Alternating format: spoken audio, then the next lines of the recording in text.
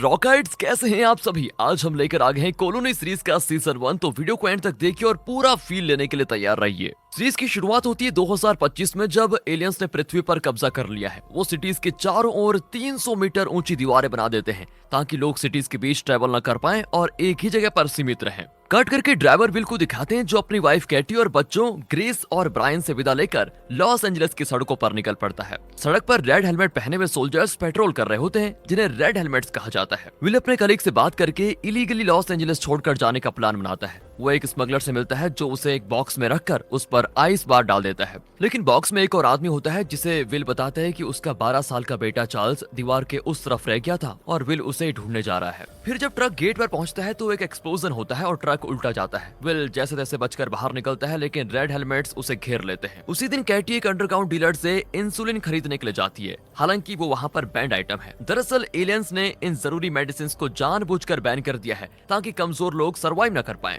वो इंसुलिन के बदले शराब की बोतल देती है, लेकिन इंसुलिन तो खराब हो चुका था। कैटी तो अपनी गन निकालकर उसको धमकाकर चली जाती है। हालांकि गन रखना यहाँ पर इलीगल है और अगर ड्रोन्स ने डिटेक्ट कर लिया तो कैटी तो मारी जाती भाई। दूसरी ओर विल जेल में होता है और वो कैटी को कॉल भी नहीं कर पाता। कैटी बड़ी परेशान होती है क्योंकि रात को किसी का बाहर जाना यहाँ पर सख्त मना है। फिर उसकी बहन मैडी आती है जिसके बेटे को इंसुलिन की सख्त जरूरत होती है। तो कैटी इंसुलिन की तलाश में निकल पड़ती है और विल के कलीग से ही मिलती है, पर वो झूठ बोलता है कि उसे विल के बारे में कुछ नहीं पता, जबकि उसी ने विल को बाहर भेजने में मदद की थी। कैटी को इस तरह खाली हाथ ही लौटना पड़ता है। अचानक पूरी सिटी में अलार्म बजने लगता है। कैटी तो जल्दी से एक मिलिट्री ट्रक के नीचे छिप जाती है और तभी उसके ऊपर एक ड्रोन आ जाता है। इसी बीच एक कैदी को उस ट्रक में घुसाया भी जाता है। कैटी तो बिल्कुल सांस पकड़कर लेटी होती है, लेकिन खुशकिस्मती से वो गाड़ी निकल जाती है और उसके साथ ही ड्रोन भी चला जाता है। किसी तरह वो जिंदा घर पहुंच जाती है। अगली सुबह वो विल के बारे में पूछने के लिए अपने दोस्त ब्रूस से मिलने जाती है, जो विल के साथ उस वक्त FBI में काम करता था जब एलियंस पृथ्वी पर नहीं उतरे थे। वो अब कैटी को प्रॉमिस करता है कि मैं विल का पता लगाता हूँ, रुको तुम।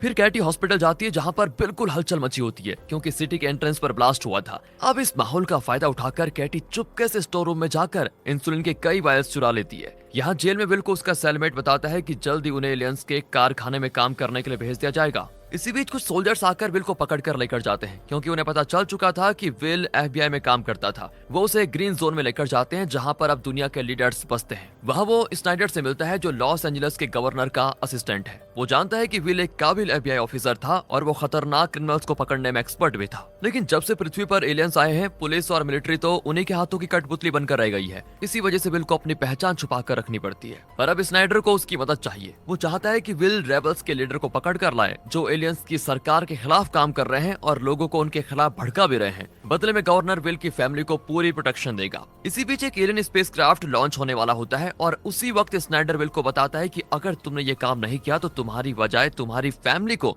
एलियंस की फैक्ट्री में काम करने के लिए भेज दिया जाएगा। उसी रात रेड हेलमेट्स विल को उसके घर छोड़ देते हैं। उसकी फैमिली उसको देखकर बड़ी खुश होती है। विल बोलता है कि मैं एक एक्सीडेंट में फंस गया था इसलिए देर हो गई है, लेकिन कैटी तो जानती है कि वो झूठ बोल रहा है। विल फिर सच बता ही देता है कि मैं हमारे बेटे चार्ल्स को ढूंढने गया था। कैटी बेचारी रो पड़ती है, लेकिन जब विल कैटी को स्नाइडर के प्रस्ताव के बारे में बताता है तो वो गुस्सा हो जाती है और कहती है कि मैं एक गद्दार की पत्नी नहीं कहलाना चाहती हूँ। अगली सुबह वो स्नाइडर को अपने किचन में पाते हैं जिसने खुद उनके लिए ब्रेकफास्ट बनाया होता है। दरअसल वो विल की वाइफ कैटी को भी कन्विंस करने आया है कि अगर विल ने उनका काम किया तो उन्हें कौन कौन से बेनिफिट्स मिलेंगे। 24 घंटे सिक्योरिटी, बच्चों के लिए पर्सनल ट्यूटर, अच्छा खाना और परमानेंट नौकरी। इतना ही नहीं, एलियंस तुम्हें तुम्हारा पुराना बार खोलने की परमिशन भी देंगे। विल फिर ये सुनकर ये प्रस्ताव मान जाता है, लेकिन साथ ही कहता है कि मुझे अपना बेटा चार्ल्स वापस चाहिए किसी भी हालत में। स्नाइडर भी प्रॉमिस करता है कि मैं अपनी तरफ से पूरी कोशिश करूंगा। अब अगली सुबह केटी एक जगह पर पहुंच जाती है जहां पर एलियंस के खिलाफ काम करने वाले रेबल्स रहते हैं। वो तो उन्हें बता देती है कि सरकार ने एलियंस के लिए काम करने के लिए मेरे पति विल को हायर किया है।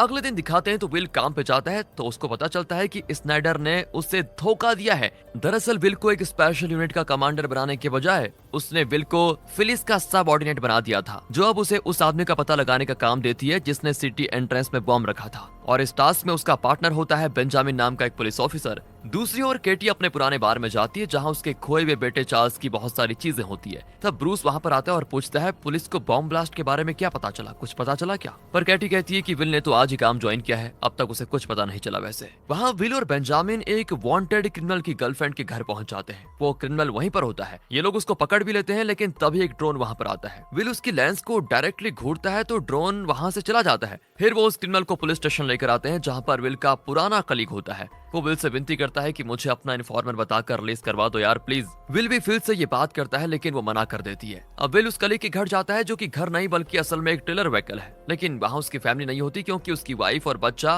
विल के घर गए होते हैं। यहाँ देखते हैं तो कैटी उन दोनों को अपने घर की ऊपर वाली मंजिल में छुपाकर ब्रूस के पास जाती है। वो विल के कलीग और उसकी वाइफ के लिए नए डॉक्यूमेंट्स बनवाने को कहती है, लेकिन वो मदद करने से इनकार कर देता है क्योंकि रेबल्स ये रिस्क नहीं ले सकते। कैटी निराश होकर वहाँ से घर लौट आती है और जब विल घर आता है तो अपने कलीग की वाइफ और बेटे को सेफ पाकर बड़ा खुश हो जाता है और उन्हें एक आदमी के पास लेकर जाता है जो उनके लिए नकली डॉक्यूमेंट्स बना सकता है। लेकिन रास्ते में वो रेड हेलमेट्स उनको रोक लेते हैं, पर जब विल उन्हें अपना पास दिखाता है ना तो वो सॉरी कहकर उसको जाने देते हैं। अब ये देखकर कैटी तो चौंक जाती है कि वाह, आखिर वो उस आदमी के पास पहुंच जाते हैं और जब वो आदमी नकली डॉक्यूमेंट्स बना रहा होता है तो विल कैटी को बता देता है कि मैंने उस क्रिमिनल को पकड़ लिया जिसने सिटी एंट्रेंस पर बॉम्ब रखा था और जब मैं इन रेबल्स के चीफ जेरा नामो को भी पकड़ लूंगा तो मुझे अपना बेटा चार्ल्स वापस मिल जाएगा। फिर विल अपने दोस्त की वाइफ और बच्चे को एक रिफ्यूजी कैंप पर लेकर जाता है। कैटी रेबल्स के लीडर एलेक्स से मिलती है जो कहता है कि फिलहाल तो हमें चुप रहना होगा। वैसे बॉम्ब ब्लास्ट के लिए जो आदमी पकड़ा गया है वो दूसरे रेबल ग्रुप का आदमी है, पर तुम फिक्र मत करो, मैं उन्हें सतर्क रहने को कह दूंगा। जब विल पुलिस स्टेशन लौटता है तो फिल्स बताती है कुछ प्रिजनर्स को एलियंस की फैक्ट्री में भेजा जा रहा है। दरअसल जब एलियंस ने पृथ्वी पर कदम रखा था तो सिर्फ 8 घंटों में उन्होंने सिटी के सारे डिफेंस सिस्टम्स को डिस्ट्रॉय कर दिया। ऐसे में रेबल्स का छोटा सा ग्रुप उनका क्या बिगाड़ लेगा। उस रात भी अपना विल बहुत परेशान होता है। वो कैटी को बताता है कि जो रेबल पकड़ा गया था उसने अपना मुंह खोल दिया है और पता चल चुका है कि उसका ग्रुप कहां पर छुपा हुआ है। फिर विल निकल जाता है और केटी तुरंत ब्रूस को कॉल करके ये इन्फॉर्मेशन दे देती है। दूसरी ओर कातिलों को फैक्ट्री में ले जाया जाता है जहां उनके कपड़े उतरवाए जाते हैं और उन्हें डिसइंफेक्ट करके दूसरे कपड़े दिए जाते हैं। इतने में रेड हेलमेट्स रेबल को पकड़ने के लिए उनकी जगह पर भी पहुंच जाते हैं, लेकिन वहां सिर्फ रेबल्स की लाशें होती है। विल रियलाइज करता है कि पुलिस डिपार्टमेंट में कोई गुप्तचर तो जरूर है जो रेबल्स को इन्फॉर्मेशन लीक कर रहा है। अगली सुबह एक आदमी एक टॉप का आदमी है, पर तुम फिक्र मत करो, मैं उन्हें सतर्क रहने को कह दूंगा। जब विल पुलिस स्टेशन लौटता है तो फिल्स बताती है कुछ प्रिजनर्स को एलियंस की फैक्ट्री में भेजा जा रहा है। दरअसल जब एलियंस ने पृथ्वी पर कदम रखा था तो सिर्फ 8 घंटों में उन्होंने सिटी के सारे डिफेंस सिस्टम्स को डिस्ट्रॉय कर दिया।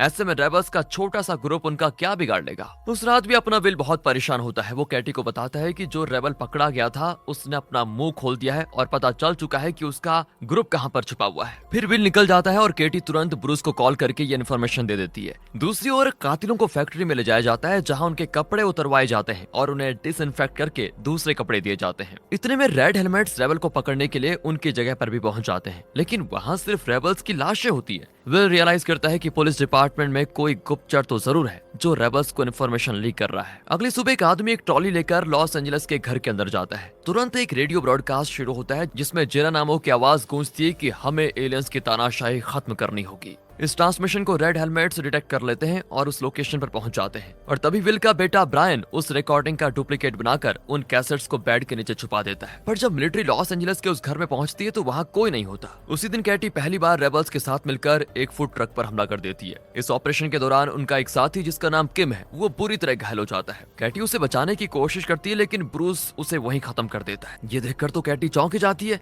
इतने में ड्रोन्स आ जाते हैं और हर किसी पर शूट करने लग जाते हैं, लेकिन ब्रूस जानता था कि रेड हेलमेट्स कितनी देर में क्राइम सीन पर पहुंचने वाले हैं। इस ऑपरेशन के बाद केटी बड़ी तेजी से घर आती है और तुरंत शरीर पर लगा खून साफ करने लग जाती है। वो इतनी शॉक में होती है कि वो किसी से बात तक नहीं करना चाहती और बहुत देर बाथरूम में खुद को बंद कर लेती है। अगले दिन ब्रायन अपने टीचर को एक कैसेट देता है। टीचर बताता है कि एलियंस के शिप जिस तरह टेक ऑफ करते हैं उसमें बदलाव आया है। उसने एक्चुअली एक बहुत बड़े ऑब्जेक्ट को पृथ्वी का चक्कर लगाते हुए देखा था, इसलिए अब वो बहुत ही पावरफुल टेलीस्कोप बनाने वाला है। यहाँ पुलिस घटना स्थल पर पहुंच जाती है और वो किम की लाश को देखते हैं। फिल्स उसकी फोटो लेने को कहती है और उसे पता चल जाता है कि उस लड़के का नाम किम है। अब रेड हेलमेट्स किम के घर जाकर उसके पेरेंट्स को अरेस्ट कर लेते हैं। इस बात से तो यहाँ विल को बहुत गुस्सा आता है। साथ ही वो भीड़ में खड़े ब्रूस को नोटिस करता है। ब्रूस तुरंत रेबल्स के बेस में पहुंचकर किम के पेरेंट्स के अरेस्ट के बारे में इन्फॉर्म कर देता है, लेकिन इस बार उनका लीडर एलेक्स बहुत ही कॉन्फिडेंट है कि किम के पेरेंट्स पुलिस को कुछ नहीं बता पाएंगे क्योंकि वो खुद नहीं जानते थे कि किम रेबल था। विल घर जाता है तो कैटी बताती है सुबह मेरे अजीब बर्ताव के लिए मुझे माफ कर दो।